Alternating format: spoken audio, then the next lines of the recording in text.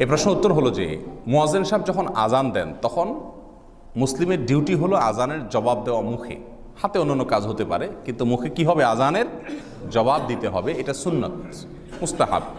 নবী সাল্লাল্লাহু আলাইহি সাল্লাম বলেছেন, কুলু মিথলা মা ইয়াকুলুল মুয়াজ্জিন, সহিহ মুসলিমের হাদিস। মুয়াজ্জিন যা বলে তোমরা তা বলো। মুয়াজ্জিন যখন আল্লাহু আকবার বলে তোমরা আল্লাহু আকবার বলো। মুয়াজ্জিন যখন আশহাদু আল্লা ইলাহা ইল্লাল্লাহ বলে তোমরা আশহাদু আল্লা ইলাহা ইল্লাল্লাহ বলো। মুয়াজ্জিন যখন আশহাদু আন্না মুহাম্মাদুর রাসূলুল্লাহ বলেন তোমরাও আশহাদু আন্না মুহাম্মাদুর রাসূলুল্লাহ বলো। সাল্লাল্লাহু আলাইহি সাল্লাম না, কিন্তু অনেকে এখানে সাল্লাল্লাহু আলাইহি সাল্লাম বলে। মুয়াজ্জিন যখন হাইয়া আলাস সালাহ হাইয়া আল ফালাহ বলে তখন শুধুমাত্র লা হাওলা ওয়ালা কুওয়াতা ইল্লা বিল্লাহ বলবে। আর বাকি যা আছে তা আশহাদু আন্না মুহাম্মাদুর রাসূলুল্লাহ বললে যে আশহাদু আন্না মুহাম্মাদুর রাসূলুল্লাহই বলতে হবে, এই কথাও মুসলিমের হাদিসে স্পষ্ট নবী সাল্লাল্লাহু আলাইহি ওয়াসাল্লাম উল্লেখ করে দিয়েছেন। অতএব এখানে কেউ বেশি বুঝা সাল্লাল্লাহু আলাইহি সাল্লাম বললে কিন্তু কি হবে? সেটা ভুল হবে। বেশিরভাগ মানুষ এই ভুলটা করেন। হ্যাঁ, সাল্লাল্লাহু আলাইহি সাল্লাম পড়বেন আপনি, সেটা হলো আজানের পরে গিয়ে। আজানের পরে গিয়ে